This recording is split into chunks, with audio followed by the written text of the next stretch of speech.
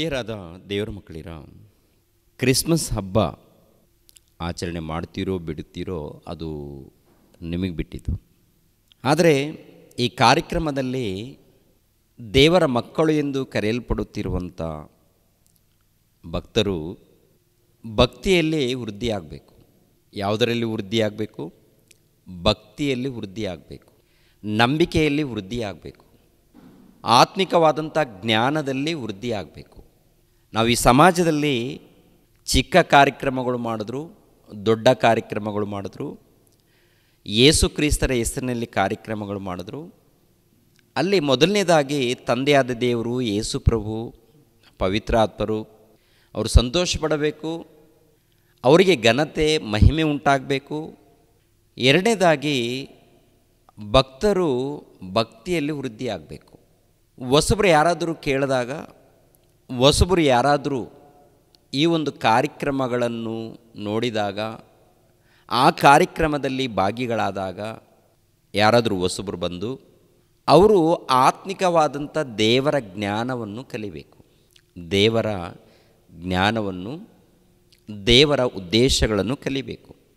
ಒಂದು ವೇಳೆ ದೇವರ ಜ್ಞಾನ, ದೇವರ ಉದ್ದೇಶ ಕಲ್ತಿಲ್ಲ, ಅವರು ತಿಳ್ಕೊಂಡಿಲ್ಲ, ಈ ಕಾರ್ಯಕ್ರಮದ ಮೂಲಕ ಅವ್ರಿಗೇನು ತಿಳಿಸಿಲ್ಲ, ಕೇವಲ ಲೋಕದಲ್ಲಿ ಎಲ್ಲ ಕಾರ್ಯಕ್ರಮಗಳು ಅಂದರೆ ಈ ಡ್ಯಾನ್ಸ್ಗಳು, ಹಾಡುಗಳು, ಇಲ್ಲಾಂದರೆ ಏನೋ ಕಥೆಗಳು ಹೀಗೆ ಇದ್ದಾಗ ಹೊಸಬರು ಯಾರಾದರೂ ಬಂದರೆ ಅವರು ಏನೂ ತಿಳ್ಕೊಳ್ಳಲ್ಲ. ಪ್ರಿಯರೇ, ಮೊದಲನೇದಾಗಿ ಸಭೆಯಲ್ಲಿ ದೇವರ ಮಕ್ಕಳು ಎಂದು ಕರೆಯಲ್ಪಡುತ್ತಿರುವಂಥ ನಾವು ಒಂದು ಕಾರ್ಯಕ್ರಮದ ಮೂಲಕ ಆತ್ಮಿಕವಾಗಿ ಬೆಳೀಬೇಕು. ಈ ಹಬ್ಬದ ಮೂಲಕ ಆಗಿರ್ಬೋದು, ಇಲ್ಲ ಬರ್ತ್ಡೇ ಕಾರ್ಯಕ್ರಮಗಳ ಮೂಲಕ ಆಗಿರ್ಬೋದು, ಇಲ್ಲಾಂದರೆ ಬೇರೆ ಕಾರ್ಯಕ್ರಮಗಳು ಯಾವುದೇ ಆಗಿರ್ಬೋದು, ಒಂದು ಗೃಹ ಕೂಟ ಆಗಿರ್ಬೋದು, ಒಂದು ಸಭೆ ನಡೆಯುವಂಥದ್ದು ಕಾರ್ಯಕ್ರಮ ಆಗಿರ್ಬೋದು, ಯಾವುದೇ ಆಗಿರ್ಬೋದು, ಎಲ್ಲೇ ಆಗಿರ್ಬೋದು, ಅಲ್ಲಿ ತಂದೆಯಾದ ದೇವರು, ಯೇಸು ಕ್ರಿಸ್ತರು, ಪವಿತ್ರಾತ್ಮರು ಘನತೆ ಹೊಂದಬೇಕು, ಮಹಿಮೆ ಹೊಂದಬೇಕು. ಬಂದಿರುವಂಥ ಭಕ್ತರು ಭಕ್ತಿಯಲ್ಲಿ ವೃದ್ಧಿಯಾಗಬೇಕು. ಅದನ್ನೇ ಹೇಳ್ತಾ ಇದ್ದಾರೆ. ಒಂದು ಸಾರಿ ಆ ಮಾತನ್ನು ನೋಡೋಣ. ಕೊರಿಂಥದವರಿಗೆ ಬರೆದ ಮೊದಲನೇ ಪತ್ರಿಕೆ 14ನೇ ಅಧ್ಯಾಯ 26ನೇ ವಚನವನ್ನು ಗಮನಿಸೋಣ. ಕೊರಿಂಥದವರಿಗೆ ಬರೆದ ಮೊದಲನೇ ಪತ್ರಿಕೆ 14ನೇ ಅಧ್ಯಾಯ 26ನೇ ವಚನವನ್ನು ನಾವು ಗಮನಿಸೋಣ. ಹಾಗಾದರೆ ಸಹೋದರರೇ, ನೀವು ಕೂಡಿ ಬಂದಿರುವಾಗ ಒಬ್ಬನು ಆಡುವುದು, ಒಬ್ಬನು ಉಪದೇಶ ಮಾಡುವುದು, ಒಬ್ಬನು ತನಗೆ ಪ್ರಕಟವಾದದ್ದನ್ನು ತಿಳಿಸುವುದು, ಒಬ್ಬನು ವಾಣಿಯನ್ನಾಡುವುದು, ಒಬ್ಬನು ಅದರ ಅರ್ಥವನ್ನು ಹೇಳುವುದು ಉಂಟಷ್ಟೇ. ನೀವು ಏನು ನಡೆಸಿದರೂ ಭಕ್ತಿ ವೃದ್ಧಿಗಾಗಿಯೇ ನಡೆಸಿರಿ, ಭಕ್ತಿ ವೃದ್ಧಿಗಾಗಿಯೇ ನಡೆಸಿರಿ. ಸಾಕು. ಗಮನಿಸಬೇಕು ಪ್ರಿಯರಾದ ದೇವರ ಮಕ್ಕಳಿರ, ಈ ಮಾತಿನಲ್ಲಿರುವಂಥದ್ದು ಅರ್ಥ ಏನಪ್ಪ ಅಂದರೆ, ನೀವು ಏನು ನಡೆಸಿದರೂ ಭಕ್ತಿ ವೃದ್ಧಿಗಾಗಿ ನಡೆಸಬೇಕು. ಅಂದರೆ ದೇವರ ಹೆಸರಿನಲ್ಲಿ ಕಾರ್ಯಕ್ರಮಗಳು ಮಾಡಿದಾಗ, ಏನು ಕಾರ್ಯಕ್ರಮ ಅಂತ ನೋಡುವಾಗ ಈ ಹಬ್ಬದ ಕಾರ್ಯಕ್ರಮಗಳಾಗಿರ್ಬೋದು, ಕ್ರಿಸ್ಮಸ್ ಆಗಿರ್ಬೋದು, ಇಲ್ಲಾಂದರೆ ಗುಡ್ ಫ್ರೈಡೇ ಆಗಿರ್ಬೋದು, ಈಸ್ಟರ್ ಹಬ್ಬ ಆಗಿರ್ಬೋದು, ಇಲ್ಲಾಂದರೆ ಭಾನುವಾರ ಸೇರುವಂಥ ಹಬ್ಬ ಆಗಿರ್ಬೋದು, ಇಲ್ಲಾಂದರೆ ಮನೆಯಲ್ಲಿ ಗೃಹಕೂಟ ಅದಾಗಿರ್ಬೋದು, ಓಕೆನಾ, ಬರ್ತ್ಡೇ ಕಾರ್ಯಕ್ರಮಗಳಾಗಿರ್ಬೋದು, ಇಲ್ಲಾಂದರೆ ಯಾವುದೇ ಕಾರ್ಯಕ್ರಮ ಆಗಿರ್ಬೋದು, ಇಲ್ಲ ಮಧ್ಯದಲ್ಲಿ ಕಾರ್ಯಕ್ರಮಗಳಾಗಿರ್ಬೋದು, ಯಾವುದೇ ಕಾರ್ಯಕ್ರಮಗಳಾಗಿರ್ಬೋದು. ಈ ಕಾರ್ಯಕ್ರಮದಲ್ಲಿ ಭಕ್ತರು, ದೇವರ ಮಕ್ಕಳು ಎಂದು ಕರೆಯಲ್ಪಡುವವರು ಭಕ್ತಿಯಲ್ಲಿ ವೃದ್ಧಿಯಾಗಬೇಕು, ಆತ್ಮಿಕವಾಗಿ ವೃದ್ಧಿಯಾಗಬೇಕು. ಅದು ದೇವರು ಎದ್ದು ನೋಡುವಂಥದ್ದು. ಇನ್ನೊಂದು ಮಾತನ್ನು ಕೂಡ ನೋಡೋಣ. ಎಫೆಸದವರಿಗೆ ಬರೆದ ಪತ್ರಿಕೆ 5ನೇ ಅಧ್ಯಾಯ 19ನೇ ವಚನದಿಂದ. ಎಫೆಸದವರಿಗೆ ಬರೆದ ಪತ್ರಿಕೆ 5ನೇ ಅಧ್ಯಾಯ 19ನೇ ವಚನದಿಂದ. ಆದರೆ ಪವಿತ್ರಾತ್ಮ ಭರಿತರಾಗಿದ್ದು ಕೀರ್ತನೆಗಳಿಂದಲೂ ಆತ್ಮ ಸಂಬಂಧವಾದ ಪದಗಳಿಂದಲೂ ಒಬ್ಬರಿಗೊಬ್ಬರು ಮಾತಾಡಿಕೊಳ್ಳುತ್ತಾ ನಿಮ್ಮ ಹೃದಯಗಳಲ್ಲಿ ಕರ್ತನಿಗೆ ಗಾನ ಮಾಡುತ್ತಾ ಕೀರ್ತನೆ ಹಾಡುತ್ತಾ ಯಾವಾಗಲೂ ಎಲ್ಲ ಕಾರ್ಯಗಳಿಗೋಸ್ಕರ ನಮ್ಮ ಕರ್ತನಾದ ಯೇಸು ಕ್ರಿಸ್ತನ ಹೆಸರಿನಲ್ಲಿ ತಂದೆಯಾದ ದೇವರಿಗೆ ಸ್ತೋತ್ರ ಮಾಡುತ್ತಾ ಕ್ರಿಸ್ತನಿಗೆ ಭಯಪಡುವವರಾಗಿದ್ದು ಒಬ್ಬರಿಗೊಬ್ಬರು ವಿನಯವುಳ್ಳವರಾಗಿ ನಡೆದುಕೊಳ್ಳಿರಿ ಅಂತ ಹೇಳಿ. ಅಂದರೆ ಈ ಮಾತಿನಲ್ಲಿ ಅರ್ಥ ಕೂಡ ಗಮನಿಸಬೇಕು. ಪವಿತ್ರಾತ್ಮ ಭರಿತರಾಗಿದ್ದು ಕೀರ್ತನೆಗಳಿಂದಲೂ ಆತ್ಮ ಸಂಬಂಧವಾದ ಪದಗಳಿಂದಲೂ ಒಬ್ಬರಿಗೊಬ್ಬರು ಮಾತನಾಡಿಕೊಳ್ಳುತ್ತಾ ನಿಮ್ಮ ಹೃದಯಗಳಲ್ಲಿ ಕರ್ತನಿಗೆ ಗಾನ ಮಾಡುತ್ತಾ ಕೀರ್ತನೆ ಹಾಡುತ್ತಾ ಯಾವಾಗಲೂ ಎಲ್ಲ ಕಾರ್ಯಗಳಿಗೋಸ್ಕರ ನಮ್ಮ ಕರ್ತನಾದ ಯೇಸು ಕ್ರಿಸ್ತನ ಹೆಸರಿನಲ್ಲಿ ತಂದೆಯಾದ ದೇವರಿಗೆ ಸ್ತೋತ್ರ ಮಾಡುತ್ತಾ ಕ್ರಿಸ್ತನಿಗೆ ಭಯಪಡುವವರಾಗಿದ್ದು ಒಬ್ಬರಿಗೊಬ್ಬರು ವಿನಯವುಳ್ಳವರಾಗಿ ನಡೆದುಕೊಳ್ಳಬೇಕು ಅಂತಾರೆ. ಅಂದರೆ ಯಾವಾಗಲೂ ಎಲ್ಲ ಕಾರ್ಯಗಳಿಗೋಸ್ಕರ ತಂದೆಯಾದ ದೇವರಿಗೆ ಯೇಸು ಕ್ರಿಸ್ತರ ನಾಮದಲ್ಲಿ ದೇವರಿಗೆ ಸ್ತೋತ್ರ ಮಾಡುತ್ತಾ ಕೀರ್ತನೆಗಳು ಹಾಡುತ್ತಾ ಆತ್ಮ ಸಂಬಂಧವಾದಂಥ ಕೀರ್ತನೆಗಳು ಹಾಡುತ್ತಾ ದೇವರಿಗೆ ಮಹಿಮೆ ಪಡಿಸಬೇಕು, ದೇವರಿಗೆ ಘನಪಡಿಸಬೇಕು. ಅದು ಯೇಸು ಕ್ರಿಸ್ತರ ನಾಮದಲ್ಲಿ, ಯೇಸು ಕ್ರಿಸ್ತರ ನಾಮದಲ್ಲಿ. ಕೆಲವರು ಏನು ಮಾಡ್ತಾರಂತ ನೋಡುವಾಗ ಈ ಹಬ್ಬಗಳು ಇಲ್ಲಾಂದರೆ ಬರ್ತ್ಡೇ ಕಾರ್ಯಕ್ರಮಗಳು ಇವು ನಡೆದಾಗ ಇವು ಅನ್ಯರ ಆಚಾರಗಳು ಅಂತ ಹೇಳ್ಕೊಳ್ತಾರೆ, ಅನ್ಯರ ಆಚಾರಗಳು ಅಂತ ಹೇಳ್ಕೊಳ್ತಾರೆ.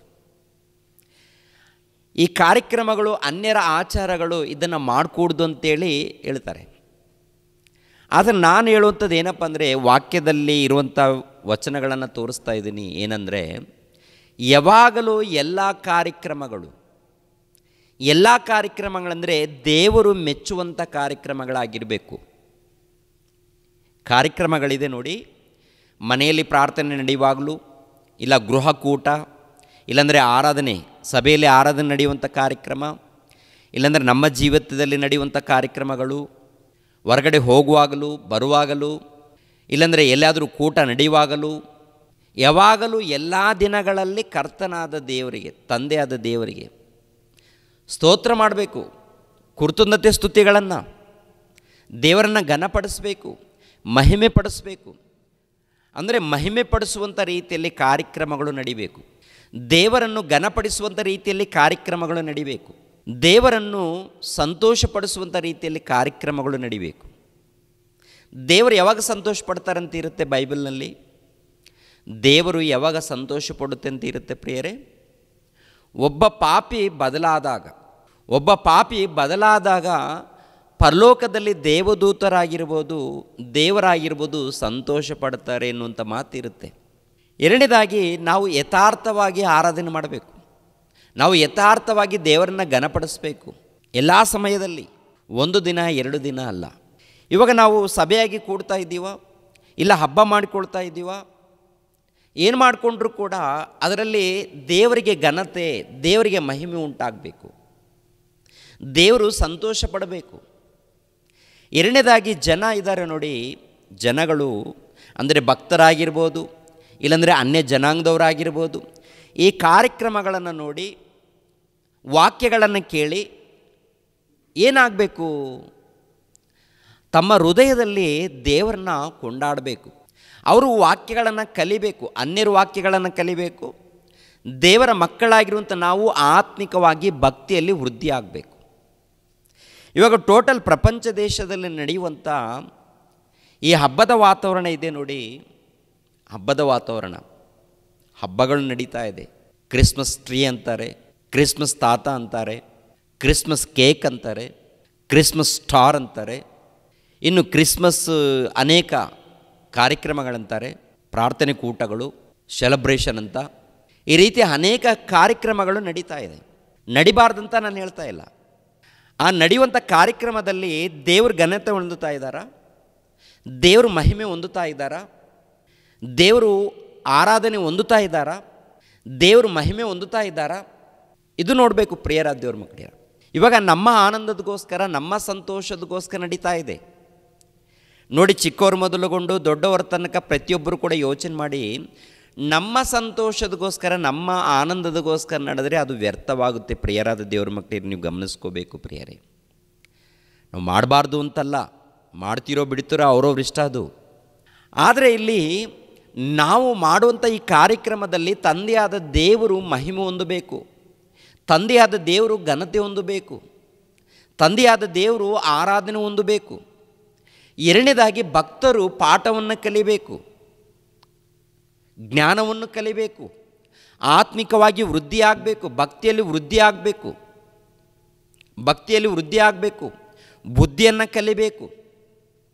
ಏನು ಕಲಿತಾ ಇದ್ದಾರೆ ಅಂತ ನೋಡುವಾಗ ಏನ್ರಿ, ಯವ್ವನ ಕಾಲದಲ್ಲಿದ್ದಂಥ ಯುವತಿಯರು ಯುವಕರು ಏನ್ರಿ ಡ್ಯಾನ್ಸ್ಗಳು, ಸಿನಿಮಾದಲ್ಲಿ ಯಾವ ರೀತಿ ಡ್ಯಾನ್ಸ್ಗಳಿರುತ್ತೋ ಅದೇ ಪ್ರಕಾರ ಇವರು ಕೂಡ ಡ್ಯಾನ್ಸ್ಗಳು, ಕೂಗಾಟಗಳು, ದೊಡ್ಡದಾಗಿ ಕೂಗಾಟಗಳು ನಡೆಯುತ್ತೆ, ಹೆಚ್ಚಾಗಿ ಡ್ಯಾನ್ಸ್ಗಳು, ಕುಣಿದಾಟಗಳು ಇವೆಲ್ಲ ನಡೆದಾಗ ಅಲ್ಲಿ ದೇವರು ಮಹಿಮೆ ಹೊಂದುತ್ತಾ ಇದ್ದಾರಾ? ದೇವರ ಘನತೆ ಹೊಂದುತ್ತಾ ಇದ್ದಾರಾ? ದೇವರು ಸಂತೋಷ ಪಡುವಂಥ ಕಾರ್ಯಕ್ರಮಗಳಲ್ಲಿ ನಡೀತಾ ಇದೆಯಾ? ನಡೀತಾ ಇದೆ. ಒಂದು ಸಾರಿ ನಿಮ್ಮನ್ನು ನೀವು ಪರಿಶೋಧನೆ ಮಾಡಿಕೊಳ್ಳಿ. ಒಂದು ವೇಳೆ ದೇವರು ಮಹಿಮೆ ಹೊಂದುವಂಥ ರೀತಿಯಲ್ಲಿ ಕಾರ್ಯಕ್ರಮಗಳು ನಡೆದರೆ ಸಂತೋಷ, ದೇವ್ರಿಗೆ ಸ್ತೋತ್ರವಾಗಲಿ. ಆದರೆ ಅಲ್ಲಿ ದೇವರು ಮಹಿಮೆ ಹೊಂದದೇ ಇರುವಂಥ ಕಾರ್ಯಕ್ರಮಗಳು ನಡೆಯದೇ ಇದ್ದಾಗ, ದೇವರು ಮಹಿಮೆ ಹೊಂದುವಂಥ ರೀತಿಯಲ್ಲಿ ನಡೆಯದೇ ಇದ್ದಾಗ ಅಲ್ಲಿ ಸರಿ ಮಾಡ್ಕೋಬೇಕಾಗುತ್ತೆ. ವಾಕ್ಯದ ಮೂಲಕ ನಾವೆಲ್ಲರೂ ಕೂಡ ಸರಿ ಮಾಡ್ಕೊಳ್ಬೇಕಾಗತ್ತೆ ಪ್ರಿಯರೇ. ಯಾಕೆಂದರೆ ದೇವರು ಹೇಳಿರುವಂಥ ಕಾರ್ಯಕ್ರಮಗಳನ್ನು ನಾವು ಮಾಡಬೇಕು. ಈ ಲೋಕದಲ್ಲಿ ದೇವರು ನೇಮಿಸಿರುವಂಥ ಕಾರ್ಯಕ್ರಮಗಳು, ದೇವರು ಏನು ನೇಮಿಸಿದ್ದಾರೆ? ಸರ್ವಲೋಕಕ್ಕೆ ಹೋಗಿ ಸುವಾರ್ತೆಯನ್ನು ಸಾರಿರಿ ಅಂತಾರೆ. ಸರ್ವಲೋಕಕ್ಕೆ ಹೋಗಿ ಸುವಾರ್ತೆಯನ್ನು ಸಾರಿರಿ. ಆ ಸುವಾರ್ತೆಯ ಮೂಲಕ ಯಾರಾದರೂ ಬದಲಾವಣೆ ಹೊಂದಿದರೆ ಅವರು ದೀಕ್ಷೆ ಸ್ಥಾನ ಪಡ್ಕೊಳ್ಳಿ. ಅವರು ದೀಕ್ಷೆ ಸ್ಥಾನ ಪಡೆದುಕೊಂಡ್ರೆ ಅವ್ರಿಗೆ ರಕ್ಷಣೆ ಎನ್ನುವಂಥದ್ದು ಉಂಟಾಗುತ್ತೆ. ಅವ್ರಿಗೆ ರಕ್ಷಣೆ ಮಾರ್ಗ ಸಿಕ್ಕಿದರೆ ಪರಲೋಕದಲ್ಲಿ ದೇವರು ಸಂತೋಷ ಪಡ್ತಾರೆ. ಪರಲೋಕದಲ್ಲಿ ದೇವರು ಯಾಕೆ ಸಂತೋಷ ಪಡ್ತಾರೆ? ನನ್ನ ಮಕ್ಕಳು ನನ್ನ ಬಳಿಗೆ ಬಂದಿದ್ದಾರೆ, ನನ್ನ ಮಗನು ನನ್ನ ಮಗಳು ನನ್ನ ಬಳಿಗೆ ಬಂದಿದ್ದಾರೆ ಎಂದು ದೇವರು ಸಂತೋಷ ಪಡ್ತಾರೆ. ಯಾಕೆಂದರೆ ದೇವರು ಎತ್ತಿದ್ದಾರಲ್ವಾ, ದೇವರು ಮನುಷ್ಯರನ್ನು ಎತ್ತಿದ್ದಾರೆ, ಮನುಷ್ಯರಿಗೆ ಜೀವಿತವನ್ನು ಕೊಟ್ಟಿದ್ದಾರೆ, ಮನುಷ್ಯರಿಗೆ ಉಸಿರನ್ನು ಕೊಟ್ಟಿದ್ದಾರೆ. ದೇವರ ಮೂಲಕನೇ ಜೀವಿತ. ಆದ್ದರಿಂದ ಪ್ರಿಯರಾದ ದೇವರ ಮಕ್ಕಳಿರ, ಒಬ್ಬ ಪಾಪಿ ಬದಲಾದಾಗ ತಂದೆ ಸಂತೋಷ ಪಡ್ತಾರೆ. ಸಂತೋಷ ಪಡುವಂಥ ರೀತಿಯಲ್ಲಿ ಪ್ರಾರ್ಥನೆಗಳು, ಆರಾಧನೆಗಳು, ವಿಜ್ಞಾಪನೆಗಳು, ಕಾರ್ಯಕ್ರಮಗಳು, ಸುವಾರ್ತೆಗಳು ಎಲ್ಲ ನಡಿಬೇಕು. ಎಲ್ಲ ಕಾರ್ಯಕ್ರಮಗಳು ನಡಿಬೇಕು. ನೋಡಿ, ಸಮಾಜದಲ್ಲಿ ನೋಡುವಾಗ ಹೆಚ್ಚಾಗಿ ಬದಲಾವಣೆ ಆಗುವಂಥ ಕಾರ್ಯಕ್ರಮಗಳು ನಡೀತಾ ಇದೆಯಾ ಅಥವಾ ಕೆಟ್ಟೋಗುವಂಥ ಕಾರ್ಯಕ್ರಮಗಳು ನಡೀತಾ ಇದೆಯಾ? ಏನ್ರಿ, ಭಕ್ತಿಯಲ್ಲಿ ವೃದ್ಧಿ ಆಗುವಂಥ ಕಾರ್ಯಕ್ರಮಗಳ, ಭಕ್ತಿಯಲ್ಲಿ ವೃದ್ಧಿಯಾಗುವಂಥ ಕಾರ್ಯಕ್ರಮಗಳ, ಜ್ಞಾನ ಕಲಿಯುವಂಥ ಕಾರ್ಯಕ್ರಮಗಳ ಆಗಿದ್ದರೆ ಪರವಾಗಿಲ್ಲ. ಜ್ಞಾನ ಕಲಿಯುವಂಥ ಕಾರ್ಯಕ್ರಮ ನಡೆದರೆ ಪರವಾಗಿಲ್ಲ, ಭಕ್ತಿಯಲ್ಲಿ ವೃದ್ಧಿಯಾದಂಥ ಕಾರ್ಯಕ್ರಮ ನಡೆದರೆ ಪರವಾಗಿಲ್ಲ. ಆದರೆ ಒಂದು ವೇಳೆ ಭಿನ್ನವಾಗಿ ನಡೆದರೆ ಅದರ ಮೂಲಕ ದೇವರು ದುಃಖ ಪಡ್ತಾರೆ, ಅವರಿಗೆ ಶಾಪ ಬರುತ್ತೆ. ಅಂಥ ಕಾರ್ಯಕ್ರಮಗಳು ನಮ್ಮ ಮಧ್ಯದಲ್ಲಿ ನಡಿಬಾರ್ದು. ಆದ್ದರಿಂದ ಜಾಗ್ರತೆ ಪ್ರಿಯರೇ. ಈ ಕ್ರಿಸ್ಮಸ್ ಹಬ್ಬದ ಆಚರಣೆ ಎನ್ನುವಂಥದ್ದು ಇದೆ ನೋಡಿ, ಯಾರ ಮೂಲಕ ಬಂತು? ದೇವ್ರ ಮೂಲಕ ಬಂದಿದೆಯಾ? ಅಪೋಸ್ತಲರ ಮೂಲಕ ಬಂದಿದೆಯಾ? ಏನ್ರಿ, ಭಕ್ತರ ಮೂಲಕ ಏನಾದರೂ ಬಂದಿದೆಯಾ? ಅಥವಾ ಯಾರ ಮೂಲಕ ಬಂದಿದೆ ಅಂತ ನೋಡುವಾಗ, ಕ್ರಿಸ್ತ ಶಕ 312ರಲ್ಲಿ ಚಕ್ರವರ್ತಿಯಾದ ಕಾನ್ಸ್ಟಂಟೈನ್ ಎಂಬುವಂಥ ಒಬ್ಬ ಅಧಿಕಾರಿ, ಒಬ್ಬ ಚಕ್ರವರ್ತಿ, ಕಾನ್ಸ್ಟಂಟೈನ್ ಎಂಬುವಂಥ ಒಬ್ಬ ಚಕ್ರವರ್ತಿ ಕ್ರಿಸ್ತ ಶಕ 312ರಲ್ಲಿ ಅಧಿಕಾರಕ್ಕೆ ಬರ್ತಾನೆ. 312ರಲ್ಲಿ ಅಧಿಕಾರಕ್ಕೆ ಬಂದ ಮೇಲೆ ಆವಾಗ ಆತನು ಕ್ರಿಸ್ತನನ್ನು ಅಂಗೀಕರಿಸ್ತಾನೆ. ಕ್ರಿಸ್ತನನ್ನು ಅಂಗೀಕರಿಸಿರುವಂಥ ರೋಮಾ ಸಾಮ್ರಾಟದ ಒಬ್ಬ ಅಧಿಕಾರಿ, ಒಬ್ಬ ಚಕ್ರವರ್ತಿ ಏನ್ರಿ 1ನೇ ಶತಮಾನ ಅಂದರೆ ಯೇಸು ಕ್ರಿಸ್ತರು ಮರಣ ಹೊಂದಿ ಸಮಾಧಿ ಮಾಡಲ್ಪಟ್ಟು 3ನೇ ದಿನದಂದು ಎದ್ದು ಪರಲೋಕಕ್ಕೆ ಹೋದ ಮೇಲೆ 1ನೇ ಶತಮಾನದಲ್ಲಿ ಕ್ರೈಸ್ತರು ಪ್ರಾರಂಭವಾಗ್ತಾರೆ, ಸಭೆ ಪ್ರಾರಂಭವಾಗುತ್ತೆ.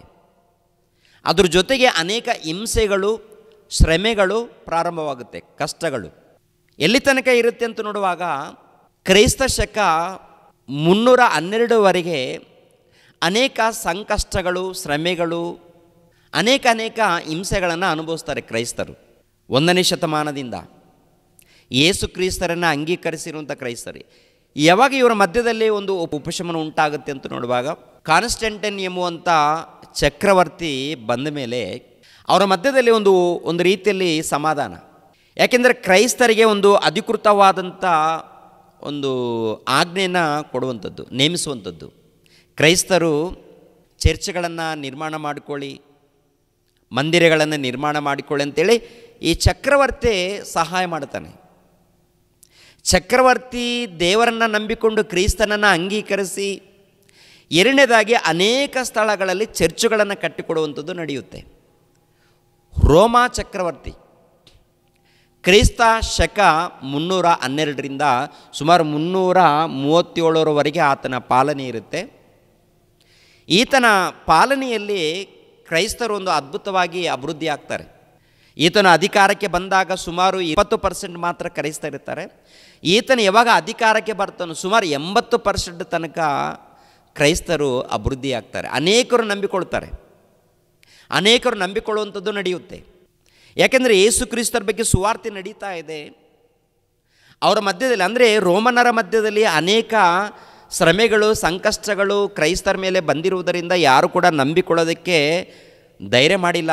ಯಾವಾಗ ಈ ಕಾನ್ಸ್ಟಂಟೈನ್ ಎಂಬುವಂಥ ಚಕ್ರವರ್ತಿ ಅಧಿಕಾರಕ್ಕೆ ಬರ್ತಾನೋ, ಅಧಿಕಾರಕ್ಕೆ ಬಂದ ಮೇಲೆ ಕ್ರೈಸ್ತರಿಗೆ ಒಂದು ಉನ್ನತವಾದಂಥ ಅಧಿಕಾರವನ್ನು ಕೊಡ್ತಾನೆ. ಒಂದು ಸಾರಿ ಅದೊಂದು ಇಮೇಜ್ ಇದ್ರೆ ಹಾಕಪ್ಪ.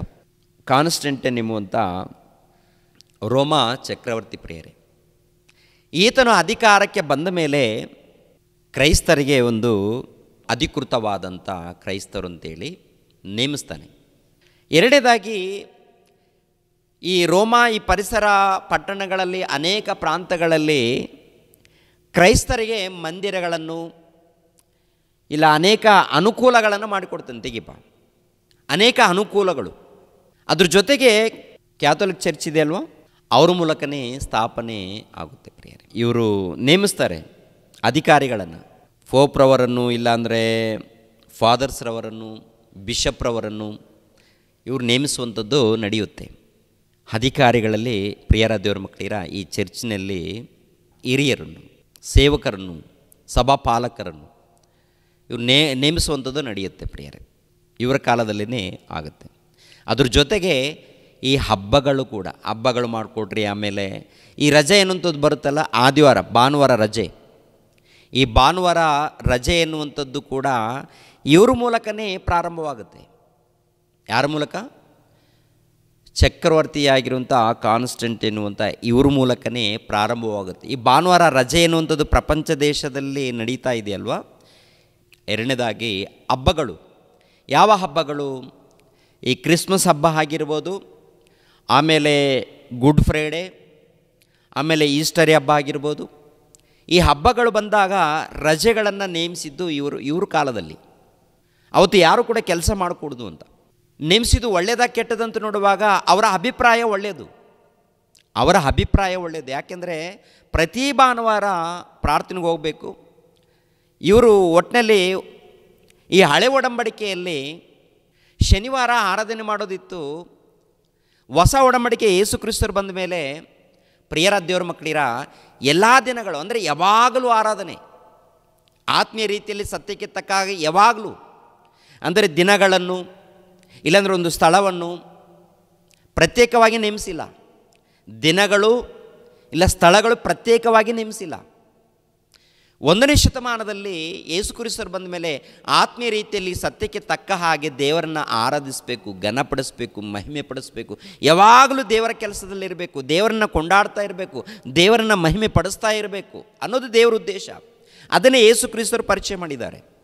ಇವಾಗ ಪ್ರಾರಂಭವಾಗಿದೆ, 1ನೇ ಶತಮಾನದಲ್ಲಿ ಪ್ರಾರಂಭವಾಗಿದೆ. ಪ್ರಿಯರ ದೇವ್ರ ಮಕ್ಕಳಿರ ನಡೆಸ್ಕೊಂಡು ಬರ್ತಾ ಇದೆ, ಸುವಾರ್ತೆ ನಡೀತಾ ಇದೆ, ಆರಾಧನೆಗಳು ನಡೀತಾ ಇದೆ. ಆದರೆ ಈ ಅಧಿಕಾರಿ ಬಂದಾಗ, ಚಕ್ರವರ್ತಿ ಬಂದಾಗ ಒಂದು ದಿನವನ್ನು ನೇಮಿಸೋಣ, ಒಂದು ರಜೆ ಕೊಡೋಣ ಅಂತೇಳಿ ಯಾವಾಗ ಕೊಡ್ತಾರೆ ಅಂತ ನೋಡುವಾಗ ಭಾನುವಾರ ರಜೆ ದಿನ ಅಂತೇಳಿ ಪ್ರಕಟಿಸ್ತಾರೆ. ಯಾಕೆ? ಯೇಸು ಕ್ರಿಸ್ತರು ಪುನರುತ್ಥಾನವನ್ನು ಹೊಂದಿದಂಥ ದಿನ, ಯೇಸು ಕ್ರಿಸ್ತರು ಪುನರುತ್ಥಾನ ಹೊಂದಿದಂಥ ದಿನವಾಗಿರುವುದರಿಂದ ಭಾನುವಾರ ರಜೆ ದಿನ ಅಂತೇಳಿ ಈ ಕಾನ್ಸ್ಟಂಟ್ ಎಂಬಂಥ ಚಕ್ರವರ್ತಿ ನೇಮಿಸುವಂಥದ್ದು ನಡೆಯುತ್ತೆ. ಎರಡನೇದಾಗಿ ಹಬ್ಬಗಳು. ಈ ಹಬ್ಬಗಳಿದೆಯಲ್ಲ, ಹಬ್ಬಗಳು ಕೂಡ ಅವ್ರು ನೇಮಿಸಿರುವಂಥದ್ದು. ಈ ರೋಮನರ ಕಾಲದಲ್ಲಿ ನೋಡುವಾಗ ಈ ಡಿಸೆಂಬರ್ ತಿಂಗಳಲ್ಲಿ ಇಲ್ಲ ಜನವರಿ ತಿಂಗಳಲ್ಲಿ ಅನ್ಯರಿಗೆ ಹಬ್ಬಗಳ ಆಚರಣೆ ಇರುತ್ತೆ. ಅನ್ಯರ ಮಧ್ಯದಲ್ಲಿ ಗ್ರೀಕರು, ರೋಮನರು ಇವ್ರ ಮಧ್ಯದಲ್ಲಿ ಈ ಅನ್ಯರು ಆಚರಣೆ ಮಾಡುವಂಥ ಹಬ್ಬಗಳು ನಡೆಯುವಂಥ ದಿನಗಳವು. ಅವೆಲ್ಲವನ್ನು ಕೂಡ ಏನು ಮಾಡ್ತಾರೆ ಅಂತ ನೋಡುವಾಗ ರದ್ದು ಮಾಡ್ತಾರೆ. ಯಾರು? ಈ ಕಾನ್ಸ್ಟೆಂಟ್ ಎಂಬುವಂಥ ಚಕ್ರವರ್ತಿ ಅದನ್ನು ರದ್ದು ಮಾಡ್ತಾರೆ. ರದ್ದು ಮಾಡಿ ಯಾವುದನ್ನು ನೇಮಿಸ್ತಾರಂತ ನೋಡುವಾಗ ಕ್ರಿಸ್ಮಸ್ ಅನ್ನುವಂಥದ್ದು, ಈ ಹಬ್ಬ ಮಾಡ್ಕೊಳ್ಳಿ ಅಂತೇಳಿ ನೇಮಿಸುವಂಥದ್ದು ನಡೆಯುತ್ತೆ ಕಾನ್ಸ್ಟೆಂಟ್ ಮೂಲಕ. ಅದಕ್ಕಿಂತ ಮುಂಚಿತವಾಗಿ ಏನ್ರಿ ಇವರು ನೇಮಿಸುವುದಕ್ಕಿಂತ ಮುಂಚಿತವಾಗಿ ಕ್ರೈಸ್ತರ ಮಧ್ಯದಲ್ಲಿ ಹಬ್ಬಗಳು ಇದೆಯಾ ಇಲ್ವಂತ ನೋಡುವಾಗ ಏನ್ರಿ ಎಲ್ಲಿ ಕೂಡ ಕ್ರೈಸ್ತರು ಹಬ್ಬ ಮಾಡಿಕೊಂಡ ಹಾಗೆ ಕಾಣಲ್ಲ ರೀ. ಕ್ರೈಸ್ತರಿದ್ದಾರಲ್ಲ, ಈ ಅಪೋಸ್ತಲರ ಮೂಲಕ ದೇವರ ಸಭೆ ಪ್ರಾರಂಭವಾಗುತ್ತೆ. ದೇವರ ಸಭೆ ಪ್ರಾರಂಭವಾದಾಗ ಅವರ ಮಧ್ಯದಲ್ಲಿ ಎಲ್ಲಿ ಕೂಡ ಹಬ್ಬಗಳು ಆಚರಣೆ ಮಾಡಿದ ಹಾಗಿರಲ್ಲ. ಮತ್ತು ಹಬ್ಬಗಳು ಎನ್ನುವಂಥದ್ದು ಇವ್ರ ಕಾಲದಲ್ಲಿ ಪ್ರಾರಂಭವಾಗುತ್ತೆ. ಅವ್ರ ಉದ್ದೇಶ ಏನಪ್ಪ ಅಂತ ನೋಡುವಾಗ ಅವತ್ತು ಪ್ರತ್ಯೇಕವಾಗಿ ದೇವರನ್ನ ಘನಪಡಿಸ್ರಿ, ದೇವರನ್ನ ಮಹಿಮೆ ಪಡಿಸ್ರಿ, ಎಲ್ಲರೂ ಸಭೆಯಾಗಿ ಕೂಡ್ರಿ, ದೇವರನ್ನ ನೆನಪು ಮಾಡ್ಕೊಳ್ಳಿ ಅಂತ. ಆದರೆ ದೇವರ ಉದ್ದೇಶ ನೋಡುವಾಗ ಪ್ರತಿನಿತ್ಯ ದೇವರನ್ನ ನೆನಪು ಮಾಡ್ಕೊಳ್ಬೇಕು, ಪ್ರತಿನಿತ್ಯ ದೇವರ ಧ್ಯಾನದಲ್ಲಿರಬೇಕು, ಪ್ರತಿನಿತ್ಯ ದೇವರ ಕಾರ್ಯಕ್ರಮಗಳಲ್ಲಿರಬೇಕು. ಒಂದು ದಿನ 2 ದಿನ ಯಾವಾಗೋ ಒಂದು ಸಾರಿ ಅಲ್ಲ, ಅದೆಲ್ಲ ಕೂಡ ಹಳೆ ಒಡಂಬಡಿಕೆ. ಆದರೆ ಇವರು ನೇಮಿಸಿದ್ದಾರೆ. ಹೋಗಲಿ, ನೇಮಿಸಿದ್ರು ಕೂಡ ಅದರಲ್ಲಿ ದೇವರ ಕಾರ್ಯಕ್ರಮಗಳು ನಡೆದಾಗ ಸಂತೋಷ ಪ್ರಿಯರೇ. ಆದರೆ ಹಾಗೆ ನಡೀತಾ ಇದೆಯಾ ಇಲ್ವಾ ಇನ್ನೊಂದು ಪ್ರಿಯರ ದೇವ್ರ ಮಕ್ಕಳಿರ ನೀವೇ ಒಂದು ಸಾರಿ ಯೋಚನೆ ಮಾಡಿ. ದೇವರು ಮೆಚ್ಚುವಂಥ ಕಾರ್ಯಕ್ರಮ ನಡೆಯೋದು ಹೋದರೆ ನಾವು ಮೋಸ ಹೋಗ್ತೀವಿ ಪ್ರಿಯರೇ. ಅದು ಕೂಡ ಯಾವ ಆಧಾರದಿಂದ ನೇಮಿಸಿದ್ದಾರೆ ಈ ಡಿಸೆಂಬರ್ ತಿಂಗಳ ಅಂತ ನೋಡುವಾಗ, ಯಾವ ಆಧಾರ? ಯೇಸು ಕ್ರಿಸ್ತರು ಜನ್ಮಿಸಿರುವಂಥ ದಿನಾಂಕ ಇದೇನಾ? ಅಂದರೆ ಡಿಸೆಂಬರ್ 25ನೇ ತಾರೀಕೇನಾ ಅಂತ ನೋಡುವಾಗ ಒಂದು ಅಂದಾಜಾಗಿ ನೇಮಿಸ್ತಾರೆ. ಇವಾಗ ಯೇಸು ಕ್ರಿಸ್ತರು ಜನ್ಮಿಸುವುದಕ್ಕಿಂತ ಮುಂಚಿತವಾಗಿ ಯಾರು ಚಕ್ರವರ್ತಿ ಇರ್ತಾರೆ, ಯೇಸು ಕ್ರಿಸ್ತರ ಕಾಲದಲ್ಲಿ ಚಕ್ರವರ್ತಿಗಳು ಯಾರಿದ್ದಾರೆ, ಅವನ್ನೆಲ್ಲ ಕೂಡ ಲೆಕ್ಕ ಮಾಡಿ ಒಂದು ದಿನವನ್ನು ನೇಮಿಸುವಂಥದ್ದು ನಡೆಯುತ್ತೆ. ಯೇಸು ಕ್ರಿಸ್ತರು ಹುಟ್ಟೋದಕ್ಕಿಂತ ಮುಂಚಿತವಾಗಿ, ಅಂದರೆ ಭೂಲೋಕಕ್ಕೆ ಬರೋದಕ್ಕಿಂತ ಮುಂಚಿತವಾಗಿ ಯಾರು ಪರಿಪಾಲನೆ ಮಾಡ್ತಾಯಿದ್ರು ರೋಮ ಸಾಮ್ರಾಜ್ಯವನ್ನಂತೂ ನೋಡುವಾಗ ಏನ್ರಿ ಜೂಲಿಯಸ್ ಎಂಬುವಂಥ ಒಬ್ಬ ಚಕ್ರವರ್ತಿ ಇದ್ದಾನೆ ಪ್ರಿಯರು. ಒಂದು ಸಾರಿ ತೋರಿಸಪ್ಪ ಜೂಲಿಯಸ್ ಎಂಬ ಚಕ್ರವರ್ತಿ. ಪ್ರಿಯರಾದ ದೇವರ ಮಕ್ಕಳಿರ, ಜೂಲಿಯಸ್ ಎಂಬ ಚಕ್ರವರ್ತಿ ಕ್ರಿಸ್ತ ಪೂರ್ವ 49ರಿಂದ 44ರವರೆಗೆ, ಕ್ರಿಸ್ತ ಪೂರ್ವ 49ರಿಂದ 44ವರೆಗೆ ಈತನ ಪರಿಪಾಲನೆ, ಈತನ ಆಳ್ವಿಕೆ ಇರುತ್ತೆ. ರೋಮ ಸಾಮ್ರಾಜ್ಯವನ್ನು ಆಳಿರುವಂಥ ಚಕ್ರವರ್ತಿ ಜೂಲಿಯಸ್ ಚಕ್ರವರ್ತಿ. ಈತನ ಕಾಲ ಮುಗಿದ ಮೇಲೆ ಈತನ ಮಗನು ಬರ್ತಾನೆ.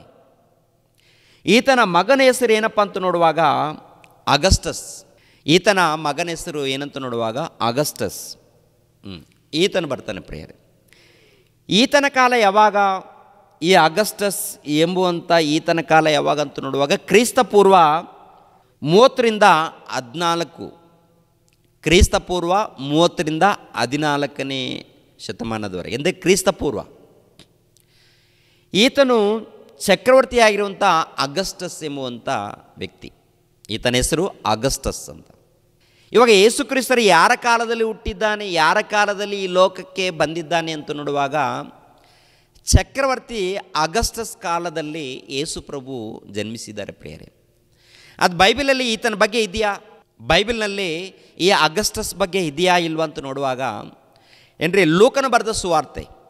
ಇವಾಗ ಅಗಸ್ಟಸ್ ಬಗ್ಗೆ ನೋಡಿದ್ದೀವಲ್ವ, ಈತನ ಬಗ್ಗೆ ಬೈಬಲಲ್ಲಿ ಬರೆಯಲ್ಪಟ್ಟಿರುವಂಥದ್ದು. ಇವಾಗ ನಾವು ತೋರಿಸಿದ್ದು ಅಗಸ್ಟಸ್ ಬಗ್ಗೆ ಒಂದು ಇಮೇಜ್ ತೋರಿಸಿದ್ದೀವಲ್ಲ, ಅದು ಇತಿಹಾಸದಲ್ಲಿ ಬರೆಯಲ್ಪಟ್ಟಿರುವಂಥದ್ದು. ಇವಾಗ ಲೂಕನ ಬರೆದ ಸುವಾರ್ತೆ 2ನೇ ಅಧ್ಯಾಯ 1ನೇ ವಚನವನ್ನು ನೋಡಿ ಪ್ರಿಯರೇ. ಲೂಕನ ಬರೆದ ಸುವಾರ್ತೆ 2ನೇ ಅಧ್ಯಾಯ 1ನೇ ವಚನವನ್ನು. ಆ ಕಾಲದಲ್ಲಿ ರಾಜ್ಯವೆಲ್ಲ ಕಾನೇಶುಮಾರಿ ಬರೆಸಿಕೊಳ್ಳಬೇಕೆಂಬ ಆಜ್ಞೆಯು ಚಕ್ರವರ್ತಿಯಾದ ಔಗುಸ್ತನಿಂದ ಹೊರಟಿತು. ಚಕ್ರವರ್ತಿಯಾದ ಔಗುಸ್ತನಿಂದ ಹೊರಟಿತು.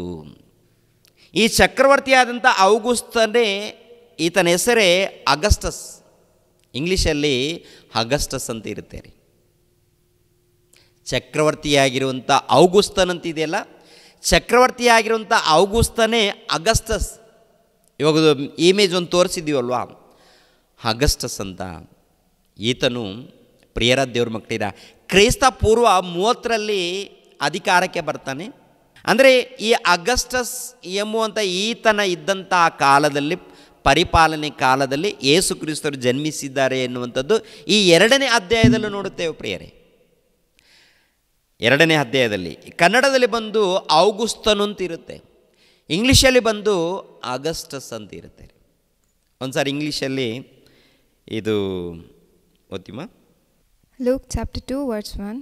And it came to pass in those days that a decree went out from Caesar Augustus that all the world should be registered. ಅಂದರೆ ಇಂಗ್ಲೀಷ್ನಲ್ಲಿ ಅಗಸ್ಟಸ್ ಅಂತ ಅವರ ಹೆಸರಿರುತ್ತಾರೆ. ಚಕ್ರವರ್ತಿಯಾಗಿರುವಂಥ ಆಗಸ್ಟಸ್ ಕಾಲದಲ್ಲಿ ಯೇಸು ಕ್ರಿಸ್ತರು ಈ ಲೋಕಕ್ಕೆ ಜನ್ಮಿಸಿದ್ದಾರೆ. ಅಲ್ಲಿ ಅವರ ಕಾಲದಲ್ಲಿ ಏನು ರೀತಿ ಅಂತ ನೋಡುವಾಗ, ಆ ಕಾಲದಲ್ಲಿ ರಾಜ್ಯವೆಲ್ಲ ಕಾನೇಶುಮಾರಿ ಬರೆಸಿಕೊಳ್ಳಬೇಕೆಂಬ ಆಜ್ಞೆಯು ಚಕ್ರವರ್ತಿಯಾದ ಔಗುಸ್ತನಿಂದ ಹೊರಟಿತು. ಕುರೇನ್ಯನು ಸುರಿಯಕ್ಕೆ ಅಧಿಪತಿಯಾಗಿದ್ದಾಗ ಈ ಮೊದಲನೆಯ ಕಾನೇಶುಮಾರಿ ನಡೆಯಿತು. ಆಗ ಎಲ್ಲರೂ ಕಾನೇಶುಮಾರಿ ಬರೆಸಿಕೊಳ್ಳುವುದಕ್ಕಾಗಿ ತಮ್ಮ ತಮ್ಮ ಊರುಗಳಿಗೆ ಹೊರಟರು.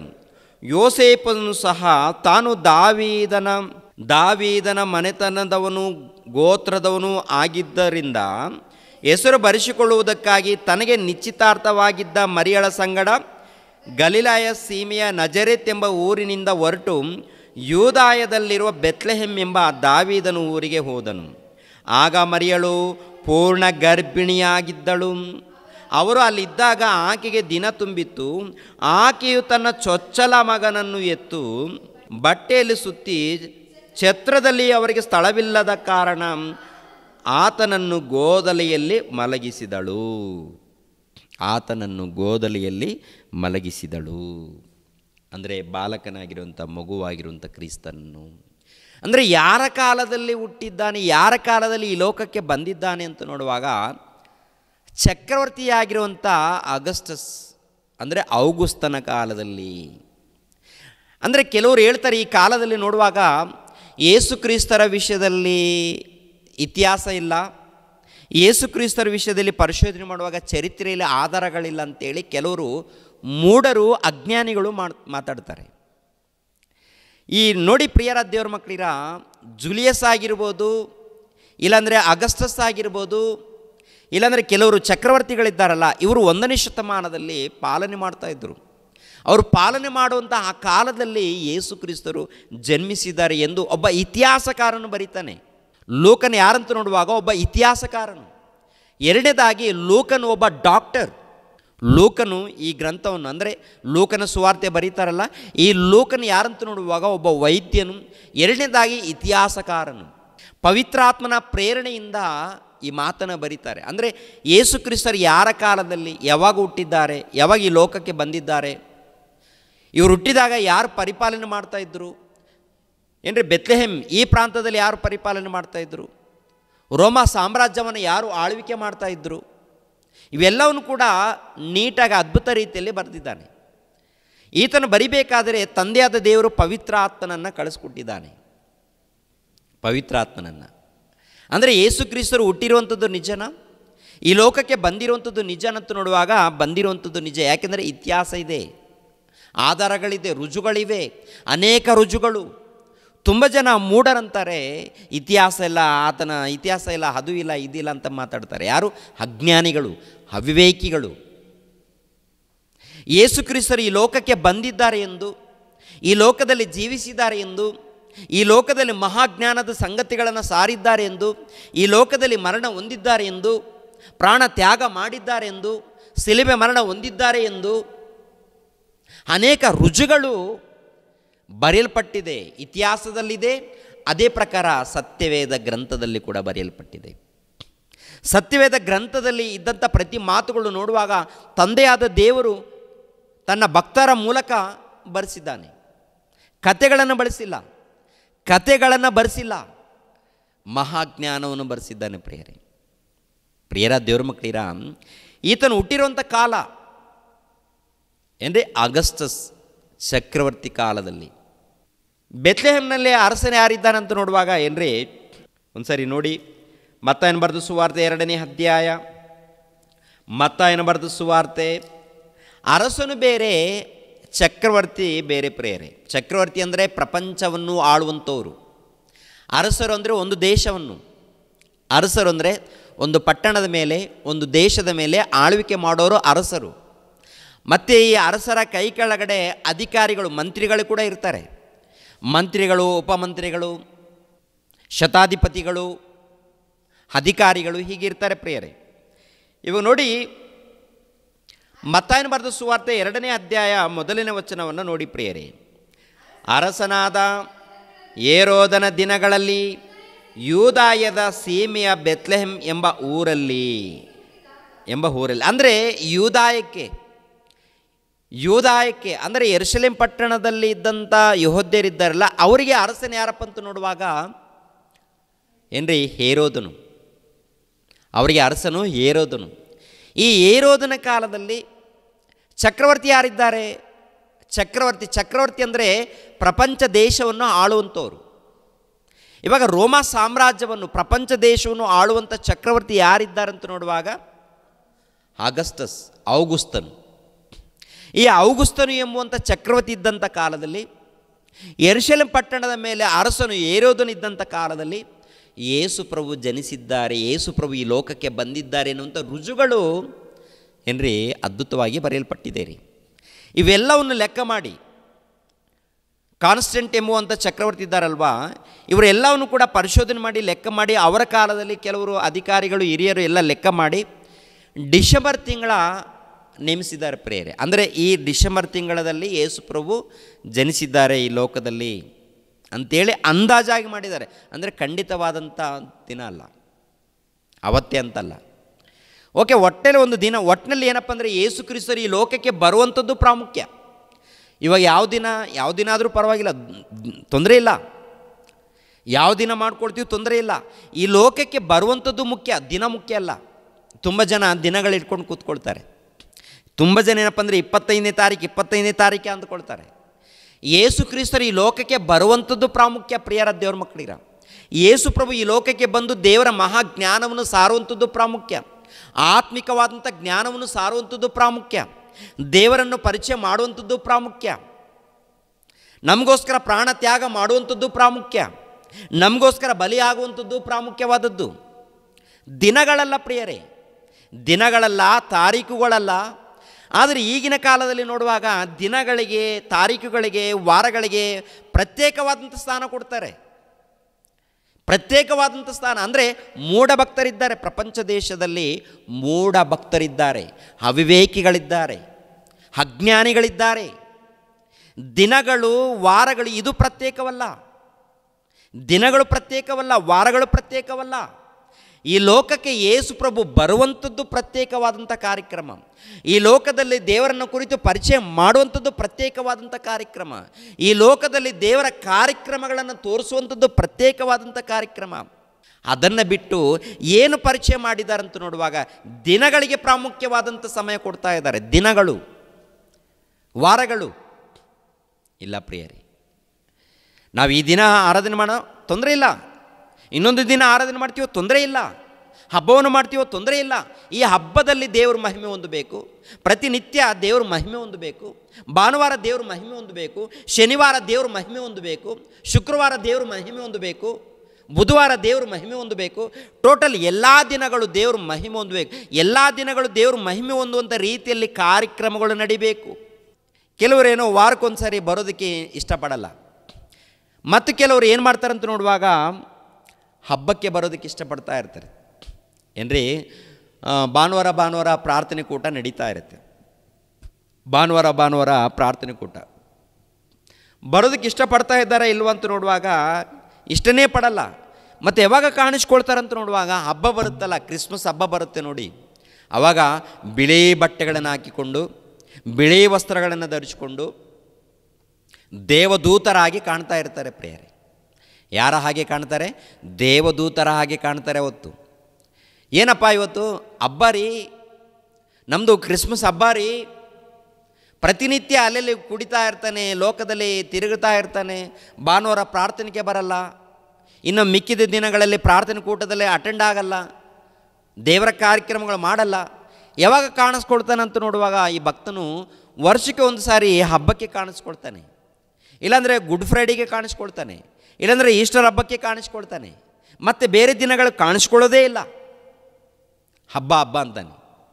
ಇಂಥವ್ರ ಮೂಲಕ ದೇವರು ಸಂತೋಷ ಪಡ್ತಾರಾ? ಇಂಥವ್ರ ಮೂಲಕ ಸಮಾಜದಲ್ಲಿ ಭಕ್ತಿ ವೃದ್ಧಿ ಆಗುತ್ತಾ? ಹೋಗಲಿ, ಅವತ್ತಾದರೂ ಬಂದ ಮೇಲೆ ಏನಾದರೂ ದೇವರ ವಾಕ್ಯವನ್ನು ಕಲ್ತ್ಕೊಂಡಿದ್ದಾರಂತ ನೋಡುವಾಗ ಏನಿಲ್ಲ. ಅಂದರೆ ಹಿರಿಯರು ಹಬ್ಬಗಳನ್ನು ಇಲ್ಲ ವಾರಗಳನ್ನು ನೇಮಿಸಿದ್ದಾರೆ ಅಂದರೆ ಉದ್ದೇಶ ಏನಪ್ಪ ಅಂತ ನೋಡುವಾಗ ಕನಿಷ್ಠ ಪಕ್ಷದಲ್ಲಿ ಈಗಾದರೂ ದೇವರನ್ನ ಘನಪಡಿಸಿರಿ, ಹೀಗಾದರೂ ದೇವರನ್ನ ಮಹಿಮೆ ಪಡಿಸಿರಿ ಅಂತ ನೇಮಿಸಿದ್ದಾರೆ. ಆದರೆ ಅದೂ ಇಲ್ಲ, ಇದೂ ಇಲ್ಲ, ಎಲ್ಲ ಬಿಟ್ಟು ಒಟ್ಟಿನಲ್ಲಿ ಏನು ನಡೀತಾ ಇದೆ ಅಂತ ನೋಡುವಾಗ ನಮ್ಮ ಸಂತೋಷದಗೋಸ್ಕರ, ನಮ್ಮ ಆನಂದದಗೋಸ್ಕರ ಕಾರ್ಯಕ್ರಮಗಳು ನಡೀತಾ ಇದೆ. ಪ್ರಿಯರಾದ ದೇವ್ರ ಮಕ್ಕಳಿರ, ಒಳ್ಳೆ ವಸ್ತ್ರಗಳನ್ನು ಧರಿಸ್ಕೊಳ್ಳೋಣ, ಒಳ್ಳೆ ಊಟ ಮಾಡೋಣ, ಒಳ್ಳೆ ರೀತಿಯಲ್ಲಿ ಇರೋಣ, ತಪ್ಪೇನಿಲ್ಲ. ಆದರೆ ನಮ್ಮ ಮೂಲಕ ದೇವರು ಮಹಿಮೆ ಹೊಂದಬೇಕಲ್ವಾ? ನಮ್ಮ ಮೂಲಕ ದೇವರು ಆರಾಧನೆ ಹೊಂದಬೇಕಲ್ವಾ? ನಮ್ಮ ಮೂಲಕ ದೇವರು ಸಂತೋಷ ಪಡಬೇಕಲ್ವ? ಪ್ರಿಯರಾದ ದೇವ್ರ ಮಕ್ಕಳಿರ, ಆಗ ನಡೀತಾ ಇದೆಯಾ? ಒಂದು ಸಾರಿ ನಿಮ್ಮ ಮನಸ್ಸನ್ನು ಮುಟ್ಟಿಕೊಂಡು ಹೇಳಿ ಪ್ರಿಯರೇ, ನಿಮ್ಮ ಮನಸ್ಸಾಕ್ಷಿ ಏನು ಹೇಳುತ್ತೆ? ನಿಜವಾಗ್ಲೂ ನನ್ನ ಮೂಲಕ ದೇವರು ಸಂತೋಷ ಪಡ್ತಾ ಇದ್ದಾನಾ? ಓ, ಹಬ್ಬ ಬಂತು, ಇವತ್ತು ನನ್ನ ಮೂಲಕ ದೇವರು ಸಂತೋಷ ಪಡ್ತಾ ಇದ್ದಾನೆ. ಏನಪ್ಪ, ನಾನು ಹಬ್ಬ ಮಾಡ್ಕೊಳ್ತಾ ಇದ್ದೀನಿ, ನಾನು ಒಳ್ಳೆ ಊಟ ಮಾಡ್ತಾ ಇದ್ದೀನಿ, ಏನೋ ಒಂದು ತುತ್ತು ಇನ್ನೊಬ್ಬರಿಗೆ ದಾನ ಮಾಡ್ತಾ ಇದ್ದೀನಿ, ನನ್ನ ಕೈಲಾದಾಗ ಒಂದು ತುತ್ತು ಇನ್ನೊಬ್ಬರಿಗೆ ದಾನ ಮಾಡ್ತಾ ಇದ್ದೀನಿ. ಏನು ಬಿರಿಯಾನಿ ಪಾಕೆಟ್ ಆಗಿರ್ಬೋದು, ಇಲ್ಲಾಂದರೆ ಕೇಕು, ಇಲ್ಲಾಂದರೆ ಒಂದು ವಸ್ತ್ರವನ್ನು ವರ್ಷಕ್ಕೊಂದು ಸಾರಿ ದಾನ ಮಾಡಿ ಮುಗಿತಾ ನಮ್ಮ ಕಾರ್ಯಕ್ರಮಗಳು? ಇಲ್ಲ ಪ್ರಿಯರಾದ ದೇವ್ರ ಮಕ್ಕಳಿರ, ಯಾವಾಗಲೂ ದೇವರ ಕಾರ್ಯಕ್ರಮದಲ್ಲಿ ಇರಬೇಕು ಅಂತ ಹೇಳ್ತಾರೆ ಪ್ರಿಯರೇ. ಯಾವಾಗಲೂ ದೇವರ ಕಾರ್ಯಕ್ರಮದಲ್ಲಿ ಇರಬೇಕು ಅಂತ ಹೇಳ್ತಾರೆ. ಒಂದು ದಿನ ಅಲ್ಲ, ಒಂದು ವಾರ ಅಲ್ಲ, ಪ್ರತಿನಿತ್ಯ ಇರಬೇಕಂತ ಹೇಳ್ತಾರೆ. ಓಕೆ, ಇವತ್ತು ಪ್ರಪಂಚ ದೇಶದಲ್ಲಿ ಎಲ್ಲರೂ ಕೂಡ ದೇವರನ್ನು ಘನಪಡಿಸ್ತಾ ಇದ್ದೀವಿ, ಆರಾಧನೆ ಮಾಡ್ತಾ ಇದ್ದೀವಿ, ಹಬ್ಬವನ್ನು ಆಚರಣೆ ಮಾಡ್ಕೊಳ್ಳೋಣ, ತಪ್ಪೇನಿಲ್ಲ. ಮತ್ತು ಉಳಿದಂಥ ದಿನಗಳು ಲೋಕದ ರೀತಿಯಲ್ಲಿ ತಿಂದು ಮಜಾ ಮಾಡೋಣವಾ?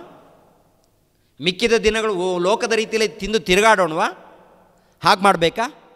ಪ್ರಿಯರಾದ ದೇವರ ಮಕ್ಕಳಿರ, ಪ್ರತಿನಿತ್ಯ ದೇವರ ಕೆಲಸದಲ್ಲಿರಬೇಕು, ಪ್ರತಿನಿತ್ಯ ಆರಾಧನೆ ಕೆಲಸದಲ್ಲಿ ಇರಬೇಕಲ್ವಾ? ದೇವರ ಕಾರ್ಯಕ್ರಮದಲ್ಲಿ ಇರಬೇಕಲ್ವಾ ಪ್ರಿಯರೇ? ಎಲ್ಲಿದ್ದೀವಿ? ವರ್ಷಕ್ಕೊಂದು ಸಾರಿ ಸಂತೋಷನ, ಆನಂದನ, ಉಲ್ಲಾಸ ಪಡಬೇಕಾ? ಹಾಗೆ ಮಾಡಿದ್ರೆ ದೇವರು ಇಷ್ಟಪಡ್ತಾರಾ? ಪ್ರಿಯರೇ, ಆಲೋಚನೆ ಮಾಡಿ. ಫಿಲಿಪ್ಪಿಯವರಿಗೆ ಬರೆದ ಪತ್ರಿಕೆ 4ನೇ ಅಧ್ಯಾಯ 4ನೇ ವಚನ 5ನೇ ವಚನವನ್ನು ನೋಡಿ ಪ್ರಿಯರೇ. ಫಿಲಿಪ್ಪಿಯವರಿಗೆ ಬರೆದ ಪತ್ರಿಕೆ 4ನೇ ಅಧ್ಯಾಯ 4ನೇ ವಚನ 5ನೇ ವಚನವನ್ನು ನೋಡೋಣ. ಯಾವಾಗಲೂ ಕರ್ತನಲ್ಲಿ ಸಂತೋಷಿಸಿರಿ, ಸಂತೋಷ ಪಡಿರಿ ಎಂದು ತಿರುಗಿ ಹೇಳುತ್ತೇನೆ. ನಿಮ್ಮ ಸೈರಣೆಯು ಎಲ್ಲ ಮನುಷ್ಯರಿಗೆ ಗೊತ್ತಾಗಲಿ, ಕರ್ತನು ಹತ್ತಿರವಾಗಿದ್ದಾನೆ. ನಿಮ್ಮ ಸೈರಣೆಯು ಎಲ್ಲ ಮನುಷ್ಯರಿಗೆ ಗೊತ್ತಾಗಲಿ. ಅಂದರೆ ಏನಿದರ ಅರ್ಥ ಅಂತ ನೋಡುವಾಗ, ಭಯಂಕರವಾದಂಥ ಶ್ರಮೆಗಳು, ಸಂಕಷ್ಟಗಳು 1ನೇ ಶತಮಾನದಲ್ಲಿ ಭಕ್ತರ ಮಧ್ಯದಲ್ಲಿ ಉಂಟಾಗಿದೆ ರೀ. 1ನೇ ಶತಮಾನದಲ್ಲಿ ನೋಡುವಾಗ ಏನ್ರಿ, ಯಾವಾಗ ಯೇಸು ಕ್ರಿಸ್ತರು ಈ ಲೋಕಕ್ಕೆ ಬರ್ತಾರೋ, ಬಂದ ಕಾಲದಿಂದ ಮೊದಲುಗೊಂಡು ಯೇಸು ಕ್ರಿಸ್ತರು ಏನ್ರಿ ಹೋದ ಮೇಲೆ, ಆನಂತರ ಯೇಸು ಕ್ರಿಸ್ತರ ಮೂಲಕ ತಿಳ್ಕೊಂಡಿರುವಂಥ ಶಿಷ್ಯರಿದ್ದಾರಲ್ಲ, ಅಪೋಸ್ತಲರು, ಇವರು ಸುವಾರ್ತೆಯನ್ನು ಪ್ರಾರಂಭ ಮಾಡ್ತಾರೆ. ಸಭೆಯನ್ನು ಪ್ರಾರಂಭ ಮಾಡಿದ ಮೇಲೆ ಇವರ ಮಧ್ಯದಲ್ಲಿ ಅನೇಕ ಕಷ್ಟಗಳು, ಶ್ರಮೆಗಳು ಪ್ರಾರಂಭವಾಗುತ್ತೆ. ಅದೇ ಪ್ರಕಾರ ಪೌಲನಿದ್ದಂಥ ಅವರ ಕಾಲದಲ್ಲಿ ಕೂಡ ಅನೇಕ ಶ್ರಮೆಗಳು, ಕಷ್ಟಗಳು ಪ್ರಾರಂಭವಾಗುತ್ತೆ. ಅನೇಕ ಕಷ್ಟಗಳು, ಶ್ರಮೆಗಳಂದರೆ ಯಾವ ರೀತಿ ಗೊತ್ತಾ? ಈ ರೋಮನರ ಅಧಿಕಾರಿಗಳಲ್ಲಿ ನೋಡಿ ಪ್ರಿಯರೇ, ಎಷ್ಟು ಮಂದಿ ಅಧಿಕಾರಿಗಳಿದ್ದಾರೋ ಎಲ್ಲ ಅಧಿಕಾರಿಗಳು ನೋಡುವಾಗ ಕ್ರೈಸ್ತರನ್ನು ಹಿಂಸೆಪಡಿಸಿದ್ದಾರೆ, ಕ್ರೈಸ್ತರನ್ನು ಶ್ರಮೆಗಳಿಗೆ ಒಪ್ಪಿಸಿದ್ದಾರೆ. ಅನೇಕ ರೀತಿಯಲ್ಲಿ ಅಂದರೆ ಏನ್ರಿ, ಇವರನ್ನು ಕಂಡಲ್ಲಿ ಸ್ತ್ರೀಯರನ್ನು, ಪುರುಷರನ್ನು ಕತ್ತಿಯಿಂದ ತಿವಿದು ಕೊಂದಾಕುವಂಥದ್ದು, ಆನಂತರ ಈ ಸಿಂಹಗಳ ಗವಿಗಳಲ್ಲಿ ಹಾಕುವಂಥದ್ದು. ಸ್ಟೇಡಿಯಮಲ್ಲಿ ಯಾವ ರೀತಿ ಸ್ಟೆಪ್ ಬೈ ಸ್ಟೆಪ್ಪು ಹೀಗೆ ಮೇಲೆ ಕೂತ್ಕೊಳ್ತಾರೋ, ಕೆಳಗಡೆ ಆಟ ನಡೀತಾ ಇರುತ್ತಲ್ಲ, ಆ ರೀತಿ ರೋಮನರ ಒಂದು ಪಾಲನೆಯಲ್ಲಿ ದೊಡ್ಡದೊಂದು ಸ್ಟೇಡಿಯಂ ಥರ ಇರುತ್ತೆ. ಅಲ್ಲಿ ಕೆಳಗಡೆ ಈ ಮೃಗಗಳನ್ನು ಕಳಿಸಿ, ಅಂದರೆ ಈ ಕ್ರೈಸ್ತರನ್ನು ಆ ಒಂದು ಸ್ಟೇಡಿಯಮಲ್ಲಿ ಹಾಕಿ ಅವರನ್ನು ನಾಶ ಮಾಡೋದಕ್ಕೆ, ಅವರನ್ನು ತಿಂದು ಬಿಡೋದಕ್ಕೆ ಈ ಮೃಗಗಳನ್ನು, ಸಿಂಹಗಳನ್ನು, ಇಲ್ಲಾಂದರೆ ಹುಲಿಗಳನ್ನು, ಇಲ್ಲಾಂದರೆ ಇನ್ನು ಮೃಗಗಳನ್ನು ಕಳಿಸಿ ಕ್ರೈಸ್ತರನ್ನು ಏನ್ರಿ ಬೇಟೆ ಆಡುವಂಥ ಸಮಯದಲ್ಲಿ, ಇಲ್ಲಾಂದರೆ ಅವರನ್ನು ಅರ್ದುಕೊಂಡು ತಿನ್ನುವಂಥ ಆ ಸಮಯದಲ್ಲಿ ಇವರೆಲ್ಲರೂ ನೋಡಿ ಸಂತೋಷ ಪಡೋರು. ಅದೇ ರೀತಿಯಲ್ಲಿ ಬೆಂಕಿ ಹಾಕಿ ಸುಟ್ಟಾಕಿದ್ದಾರೆ. ಅವ್ರ ಮೇಲೆ ಬೆಂಕಿ ಸುರಿದು ಸುಟ್ಟಾಕಿದ್ದಾರೆ. ಬೆಂಕಿ ಸುರಿದು ಸುಟ್ಟಾಗಿರುವಂಥ ಕಾರ್ಯಕ್ರಮಗಳು, ಇಲ್ಲಾಂದರೆ ಇನ್ನೊಂದು ರೀತಿಯಲ್ಲಿ ಕೊಂದಾಕುವಂಥ ಕಾರ್ಯಕ್ರಮಗಳು ಈ ರೋಮನರ ಆಳ್ವಿಕೆ ಕಾಲದಲ್ಲಿ ಭಯಂಕರ ರೀತಿಯಲ್ಲಿ ನಡೆದಿದೆ ರೀ. ಅವ್ರು ಏನು ನಡೆದರೂ ಕೂಡ ದೇವ್ರಿಗೋಸ್ಕರ ಪ್ರಯಾಸ ಪಟ್ಟಿದ್ದಾರೆ, ದೇವ್ರಿಗೋಸ್ಕರ ಸುವಾರ್ತೆ ಮಾಡಿದ್ದಾರೆ, ದೇವರ ಕೆಲಸ ಮಾಡಿದ್ದಾರೆ ಅವರು. ಅಂಥ ಸಂದರ್ಭದಲ್ಲಿ ಪೌಲನು ಹೇಳ್ತಾನೆ, ನೀವು ಯಾವಾಗಲೂ ಸಂತೋಷಪಡಿ, ನೀವು ತಾಳಿಕೊಂಡು ನಿಮ್ಮ ಸೈರಣೆಯು, ಅದೇ ಹೇಳ್ತಾರೆ, ನಿಮ್ಮ ಸೈರಣೆಯು ಎಲ್ಲ ಮನುಷ್ಯರಿಗೆ ಗೊತ್ತಾಗಲಿ. ನಿಮ್ಮ ಸೈರಣೆ, ನಿಮ್ಮೊಂದು ತಾಳ್ಮೆ, ನಿಮ್ಮೊಂದು ಭಕ್ತಿ, ನಿಮ್ಮೊಂದು ನಂಬಿಕೆ ಎಲ್ಲರಿಗೂ ಗೊತ್ತಾಗಬೇಕು. ನೀವು ನಿಮ್ಮ ನಂಬಿಕೆಯನ್ನು ಕಳೆದುಕೊಳ್ಳಬೇಡಿ, ನಿಮ್ಮ ಭಕ್ತಿಯನ್ನು ಕಳೆದುಕೊಳ್ಳಬೇಡಿ. ಶೋಧನೆಗಳು ಬಂದಾಗ, ಶ್ರಮೆಗಳು ಬಂದಾಗ ಆನಂದ ಪಡಿರಿ. ಕರ್ತನಲ್ಲಿ ಯಾವಾಗಲೂ ಆನಂದ ಪಡಿ, ಯಾವಾಗಲೂ ಆನಂದ. ವರ್ಷಕ್ಕೊಂದು ಸಾರಿ ಆನಂದವಲ್ಲ, ವಾರಕ್ಕೆ ಒಂದು ಸಾರಿ ಆನಂದವಲ್ಲ, ಹಬ್ಬ ಬಂದಾಗ ಆನಂದವಲ್ಲ, ಯಾವಾಗಲೂ ಆನಂದ. ದೇವ್ರಿಗೋಸ್ಕರ ಆನಂದ, ಸುವಾರ್ತೆ ಮಾಡುತ್ತಾ ಆನಂದ, ಶ್ರಮೆಗಳನ್ನು ಅನುಭವಿಸುತ್ತಾ ಆನಂದ. ನಾವು ಯಾವಾಗ ಆನಂದ ಪಡ್ತೀವಿ? ವರ್ಷಕ್ಕೊಂದು ಸಾರಿ ಹಬ್ಬಗಳು ಬರ್ತಾ ಇರುತ್ತೆ ನೋಡಿ. ಕ್ರಿಸ್ಮಸ್ ಹಬ್ಬ, ಆಮೇಲೆ ಯಾವುದಪ್ಪ ಜನವರಿ, ಇನ್ಯಾವುದು ಗುಡ್ ಫ್ರೈಡೆ ಬಂದಾಗ, ಇಲ್ಲಾಂದರೆ ಈಸ್ಟರ್ ಹಬ್ಬ ಬಂದಾಗ ಆವಾಗ ಸಂತೋಷ ಪಡ್ತೀವಿ ನಾವು. ಅದು ಸಂತೋಷ, ನಿಜವಾದ ಸಂತೋಷ ಅಲ್ಲವೇ ಅಲ್ಲ. ಯಾವಾಗ ಸಂತೋಷ ಪಡಬೇಕಂತ ನೋಡುವಾಗ ಕಷ್ಟಗಳು, ಶ್ರಮೆಗಳು, ಹಿಂಸೆಗಳು ಬಂದಾಗ ಅವಾಗ ಆನಂದ ಪಡಬೇಕಂತ ಹೇಳ್ತಾರೆ. ಕಷ್ಟಗಳು ಬಂದಾಗ ಆನಂದ ಸಂತೋಷನ. ಯಾಕೋಬನ ಬರೆದ ಪತ್ರಿಕೆ ನೋಡಿ ಪ್ರಿಯರೇ, ಯಾಕೋಬನ ಬರೆದ ಪತ್ರಿಕೆ 1ನೇ ಅಧ್ಯಾಯ 2ನೇ ವಚನದಿಂದ 2-3 ಸೇರಿಸಿರುತ್ತೆ. ನನ್ನ ಸಹೋದರರೇ, ನಿಮ್ಮ ನಂಬಿಕೆಗೆ ಆಗುವ ಪರಿಶೋಧನೆಯು ತಾಳ್ಮೆಯನ್ನು ಉಂಟು ಮಾಡುತ್ತದೆ ಎಂದು ತಿಳಿದು ನೀವು ನಾನಾ ವಿಧವಾದ ಕಷ್ಟಗಳಲ್ಲಿ ಬಿದ್ದಿರುವಾಗ ಅದನ್ನು ಕೇವಲ ಆನಂದಕರವಾದದ್ದೆಂದು ಎಣಿಸಿರಿ. ಆ ತಾಳ್ಮೆಯು ಸಿದ್ಧಿಗೆ ಬರಲಿ. ಅಂದರೆ ಯಾವಾಗ ಆನಂದ ಪಡಬೇಕಂತ ಹೇಳ್ತಾರೆ ಪ್ರಿಯರಾದ ದೇವ್ರ ಮಕ್ಕಳಿರ? ಹೊಸ ಬಟ್ಟೆಗಳನ್ನು ಹಾಕಿಕೊಂಡಾಗ ಆನಂದ ಅಲ್ಲ.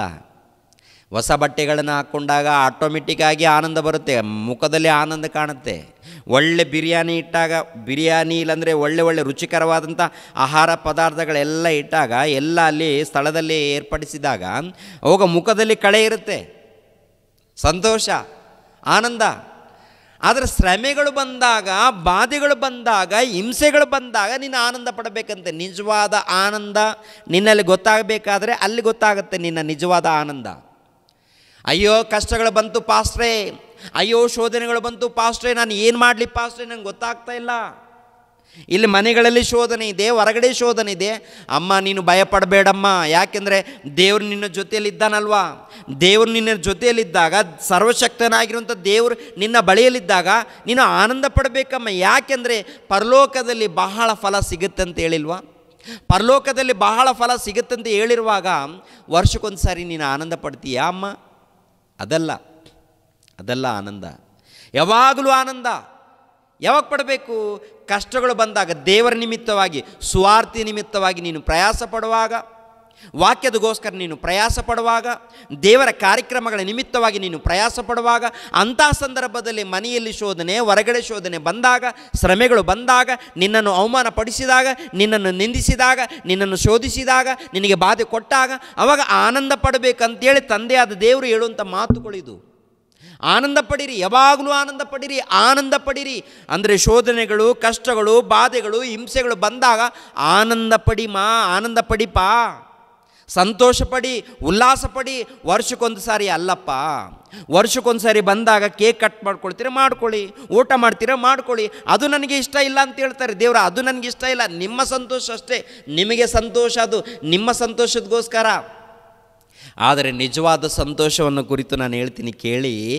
ನನಗೋಸ್ಕರ, ಸುವಾರ್ತೆಗೋಸ್ಕರ ನೀವು ನಿಂತ್ಕೊಳ್ಳಿ, ಸುವಾರ್ತೆಗೋಸ್ಕರ ಪ್ರಯಾಸ ಪಡಿ, ಸುವಾರ್ತೆಗೋಸ್ಕರ ಕಷ್ಟಪಡಿ, ಭಕ್ತಿಗೋಸ್ಕರ ಕಷ್ಟಪಡಿ. ಆ ಕಷ್ಟಪಡುವಂಥ ಆ ಸಮಯದಲ್ಲಿ ಶೋಧನೆಗಳು, ಕಷ್ಟಗಳು ಬಂದಾಗ ಅವಾಗ ಆನಂದ ಪಡಿ ಅಂತೇಳಿ ದೇವ್ರು ಅಂದಾಗ ನಾವು ಯಾವಾಗ ಆನಂದ ಪಡ್ತೀವಿ? ಊಟ ಇದ್ದಾಗ ಆನಂದ, ಬಟ್ಟೆಗಳಿದ್ದಾಗ ಆನಂದ. ನಮ್ಮದು ಸರಿಯಾದ ರೀತಿಯಲ್ಲಿ ಇದೆಯಾ?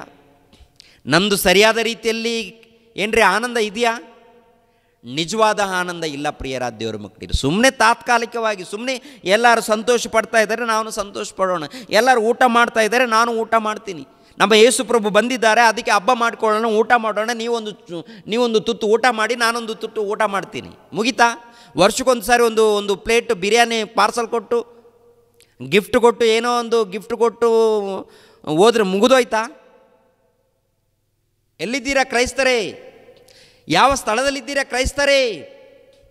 ಹಬ್ಬ ಮಾಡ್ಕೊಳ್ಬಾರ್ದಂತ ನನ್ನ ಉದ್ದೇಶ ಅಲ್ವೇ ಅಲ್ಲ. ಆದರೆ ಪ್ರತಿನಿತ್ಯ ದೇವರ ಧ್ಯಾನದಲ್ಲಿ ಭಕ್ತಿಯಲ್ಲಿ ಇರಬೇಕು ಪ್ರಿಯರೇ, ಪ್ರತಿನಿತ್ಯ ಇರಬೇಕು. ಇಲ್ಲದೆ ಹೋದರೆ ನಾವು ಮೋಸ ಹೋಗ್ತೀವಿ. ನನ್ನ ಸಹೋದರರೇ, ನಿಮ್ಮ ನಂಬಿಕೆಗೆ ಆಗುವ ಪರಿಶೋಧನೆಯನ್ನು ತಾಳ್ಮೆಯನ್ನುಂಟು ಮಾಡುತ್ತದೆಂದು ತಿಳಿದು ನೀವು ನಾನಾ ವಿಧವಾದ ಕಷ್ಟಗಳಲ್ಲಿ ಬಿದ್ದಿರುವಾಗ ಅದನ್ನು ಕೇವಲ ಆನಂದಕರವಾದದ್ದೆಂದು ಎಣಿಸಿರಿ. ಆನಂದಕರವಾದದ್ದು, ಸಂತೋಷಕರವಾದದ್ದು. ಅದಕ್ಕೆ ಪೌಲನು ಕೂಡ ಹೇಳ್ತಾನೆ, ಯಾವಾಗಲೂ ಸಂತೋಷಪಡಿ ಶ್ರಮೆಗಳು ಬಂದಾಗ, ಬಾಧೆಗಳು ಬಂದಾಗ. ಏನ್ರಿ, ಶ್ರಮೆಗಳು ಬಾಧೆಗಳ ಬಗ್ಗೆ ಯಾರು ಹೇಳ್ತಾನೆ ಇಲ್ಲ ಪ್ರಿಯರೇ. ಯಾವಾಗಲೂ ಯೇಸು ಕ್ರಿಸ್ತ ನಂಬಿಕೊಂಡ್ರೆ ಸುಖನೇ ಇರುತ್ತೆ, ಆನಂದನೇ ಇರುತ್ತೆ ಅಂದ್ಕೊಳ್ತಾರೆ ಎಲ್ಲರೂ ಕೂಡ. ತಪ್ಪದು. ಈ ಲೋಕದಲ್ಲಿ ಇದ್ದಂಥ ಪ್ರತಿಯೊಬ್ಬರ ಮನುಷ್ಯರ ಮಧ್ಯದಲ್ಲಿ, ಈ ಲೋಕದಲ್ಲಿ ಇದ್ದೀವಲ್ವ, ಈ ಲೋಕದಲ್ಲಿ ಇದ್ದಂಥ ನಾವು ಭಕ್ತಿಯಿಂದ ಜೀವಿಸುವಾಗ ಕಷ್ಟಗಳು ಸುಖಗಳು ಎರಡೂ ಇರುತ್ತೆ. ಕಷ್ಟಗಳಿರುತ್ತೆ, ಸುಖನೂ ಇರುತ್ತೆ, ಸಂತೋಷ ಇರುತ್ತೆ, ಬಾಧೆನೂ ಇರುತ್ತೆ. ಯಾವಾಗಲೂ ಸಂತೋಷವಾಗಿರಲ್ಲ ಪ್ರಿಯರೇ. ಯೇಸು ಕ್ರಿಸ್ತರನ್ನು ನಂಬಿರುವುದರಿಂದ ಯಾವಾಗಲೂ ಭೂಲೋಕದಲ್ಲಿ ಭೌತಿಕವಾಗಿ ಸಂತೋಷ ಇರುತ್ತಂತ ತಪ್ಪು ಪ್ರಿಯರೇ. ಭೌತಿಕವಾಗಿ ಸಂತೋಷ ಇಲ್ಲ, ಭೌತಿಕವಾಗಿ ಶ್ರಮೆಗಳಿರುತ್ತೆ. ಆದರೆ ನಾವು ಆತ್ಮಿಕವಾಗಿ ಸಂತೋಷ ಪಡಬೇಕಂತ ಹೇಳ್ತಾರೆ. ಆತ್ಮಿಕವಾಗಿ ಸಂತೋಷ. ಯಾವಾಗ ಸಂತೋಷ?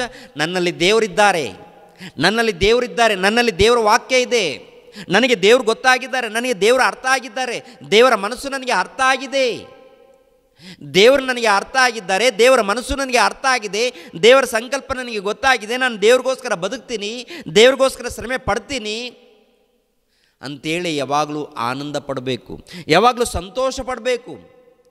ಆ ಸಂತೋಷ ಯಾರು ಪಡ್ತಾ ಇದ್ದಾರೆ? ಅದಕ್ಕೆ ಪೌಲನು ಹೇಳುವಂಥ ಮಾತು ಮತ್ತೊಂದು ಸಾರಿ ಗಮನಿಸೋಣ. ಇನ್ನೊಂದು ಮಾತನ್ನು, ಫಿಲಿಪಿಯವರಿಗೆ ಬರೆದ ಪತ್ರಿಕೆ 3ನೇ ಅಧ್ಯಾಯ 1ನೇ ವಚನ.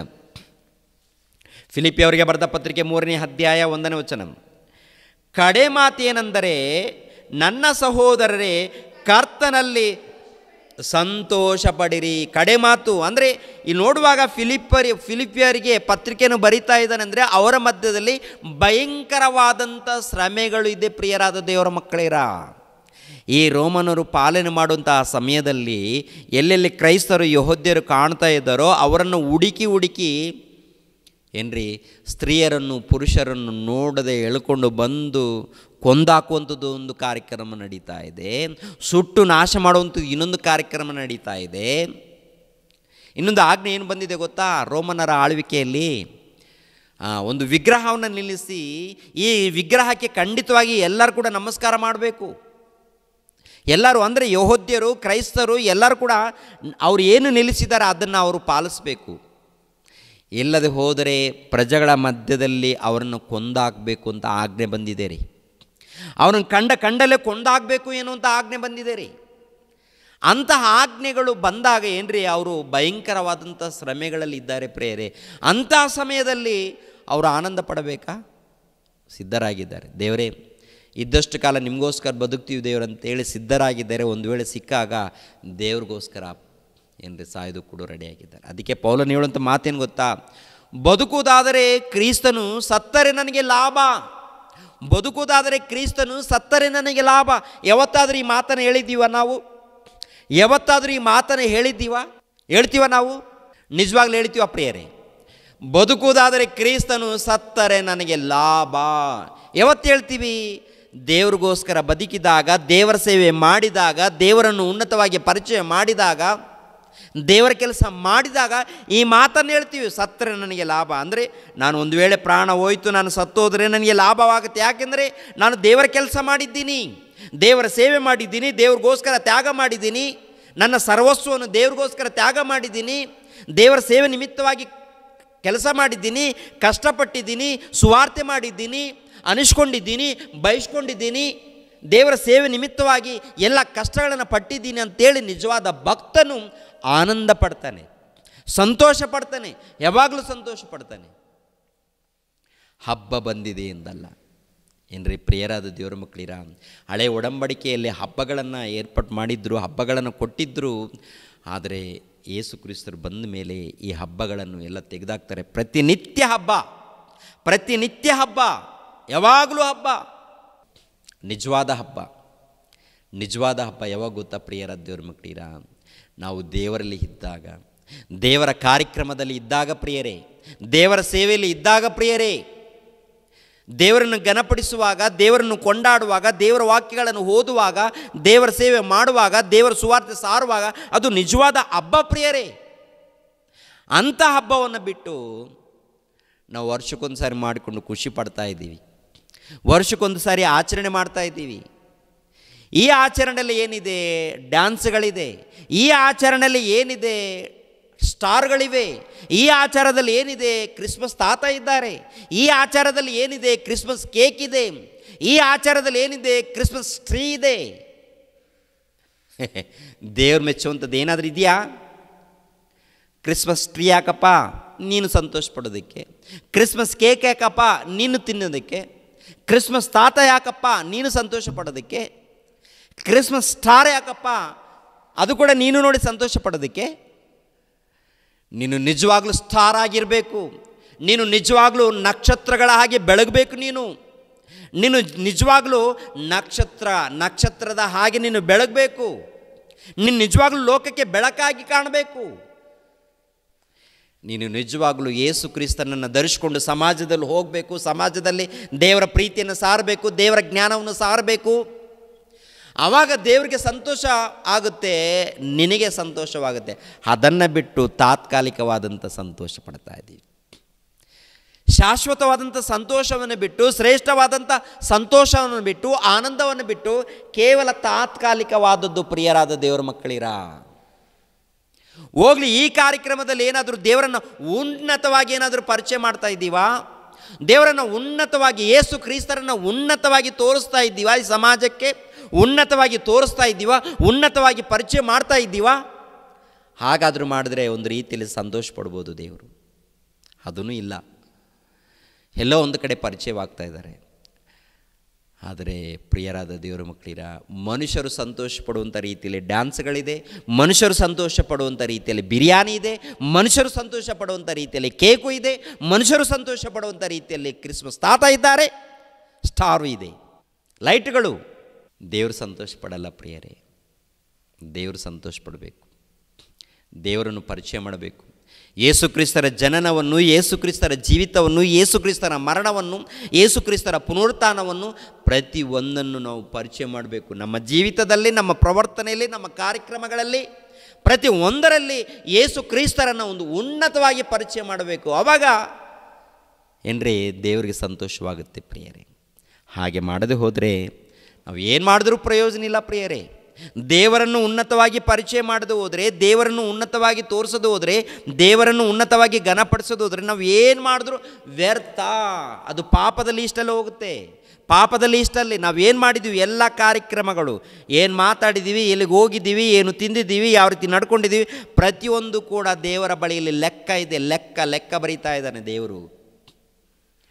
ಆದ್ದರಿಂದ ನೀವು ಜಾಗ್ರತೆ ಪಡಿ.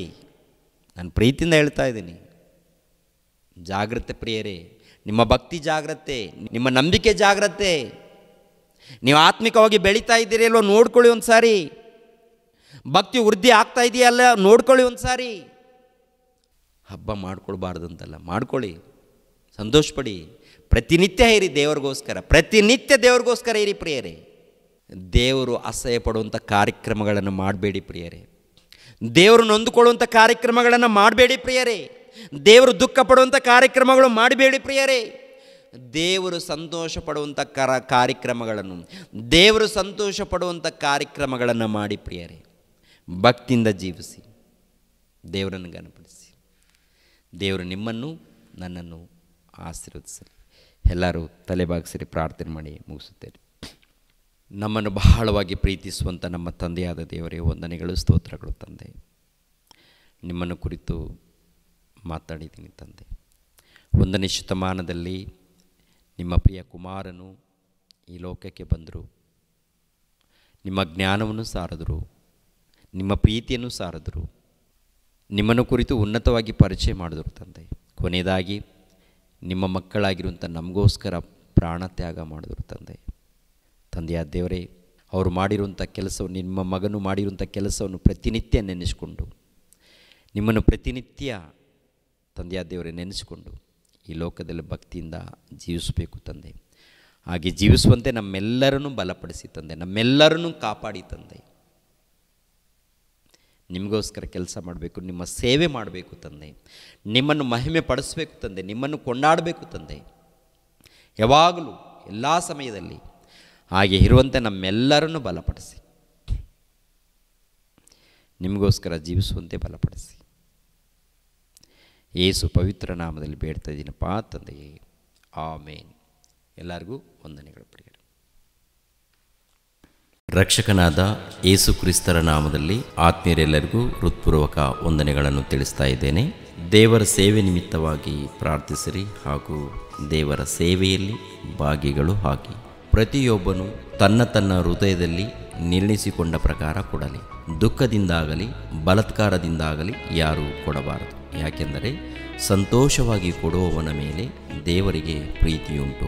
2 ಕೊರಿಂಥದವರಿಗೆ ಬರೆದ ಪತ್ರಿಕೆ 9ನೇ ಅಧ್ಯಾಯ 7ನೇ ವಚನ.